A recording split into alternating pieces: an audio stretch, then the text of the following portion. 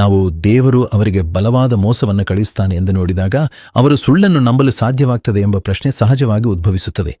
ಸತ್ಯದ ದೇವರು ಹೇಗೆ ಮೋಸವನ್ನು ಕಳುಹಿಸಬಹುದು? ದೇವರು ಯಾರನ್ನೂ ಮೋಸಗೊಳಿಸೋದಿಲ್ಲ ಮತ್ತು ಮೋಸಗೊಳಿಸಲು ಅವನಿಗೆ ಇಚ್ಛೆಯೂ ಇಲ್ಲ. ಆಗ ಆ ಜನರು ಯಾರು? ಅವರು ಸತ್ಯದ ಪ್ರೀತಿಯನ್ನ ಸ್ವೀಕರಿಸದೇ ಇರಿದ್ರು. ಅವರು ರಕ್ಷಿಸಲ್ಪಡುವಂತೆ. ಈ ಕಾರಣಕ್ಕಾಗಿ ದೇವರು ಅವರಿಗೆ ಬಲವಾದ ಮೋಸವನ್ನು ಕಳುಹಿಸ್ತಾನೆ.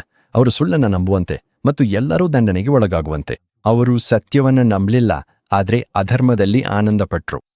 2 ಥೆಸಲೋನಿಕದವರಿಗೆ 2ನೇ ಅಧ್ಯಾಯ 11-12 ವಚನಗಳು. ನಾವು ದೇವರು ಅವರಿಗೆ ಬಲವಾದ ಮೋಸವನ್ನು ಕಳುಹಿಸ್ತಾನೆ ಎಂದು ನೋಡಿದಾಗ ಅವರು ಸುಳ್ಳನ್ನು ನಂಬಲು ಸಾಧ್ಯವಾಗುತ್ತದೆ ಎಂಬ ಪ್ರಶ್ನೆ ಸಹಜವಾಗಿ ಉದ್ಭವಿಸುತ್ತದೆ. ಸತ್ಯದ ದೇವರು ಹೇಗೆ ಮೋಸವನ್ನು ಕಳುಹಿಸಬಹುದು? ದೇವರು ಯಾರನ್ನು ಮೋಸಗೊಳಿಸುವುದಿಲ್ಲ ಮತ್ತು ಅವನು ಮೋಸಗೊಳಿಸಲು ಇಚ್ಛಿಸುವುದೂ ಇಲ್ಲ. ಆ ಜನರು ಯಾರು?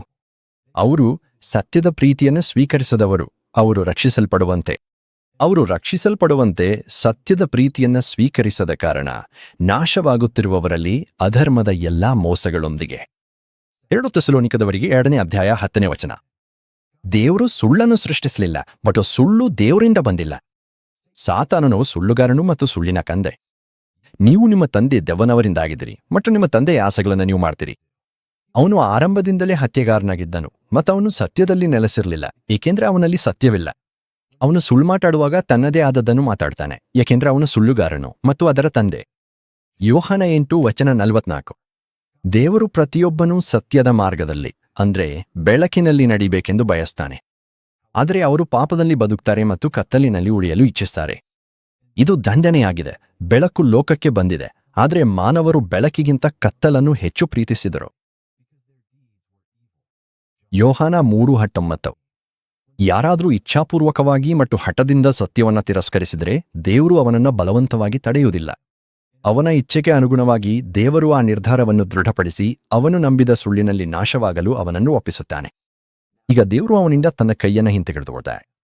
ಫಲವಾಗಿ ಸೈತಾನನ ಮೋಸವು ಅವರಿಗೆ ಯಾವುದೇ ಅಡ್ಡಿ ಇಲ್ಲದೆ ಬಂದು ಬೀಳುತ್ತದೆ.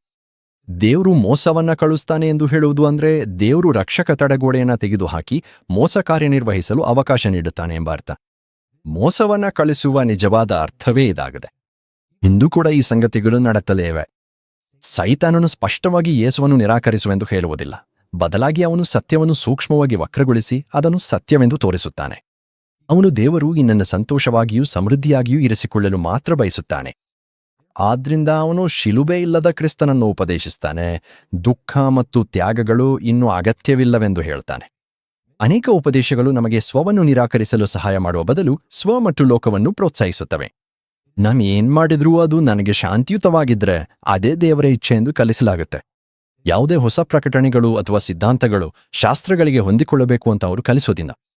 ಆದ್ದರಿಂದ ಇಂದು ನಾವು ನಮ್ಮನ್ನ ಪರೀಕ್ಷಿಸಬೇಕು ಮತ್ತು ಕೇಳಿಕೊಳ್ಳಬೇಕು, ನಾನು ಮೋಸ ಹೋಗುತ್ತಿದ್ದೇನೆ ಎಂಬುದೇ.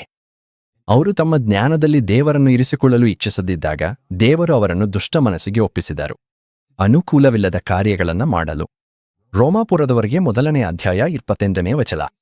ಪ್ರಭು ಯೇಸು ಕ್ರಿಸ್ತನ ಕೃಪೆ, ದೇವರ ಪ್ರೀತಿ ಮತ್ತು ಪರಿಶುದ್ಧ ಆತ್ಮನ ಸಂಗಡಿಗತ್ವವು ನಿಮ್ಮೆಲ್ಲರ ಮೇಲಿರಲಿ. ಆಮೆನ್.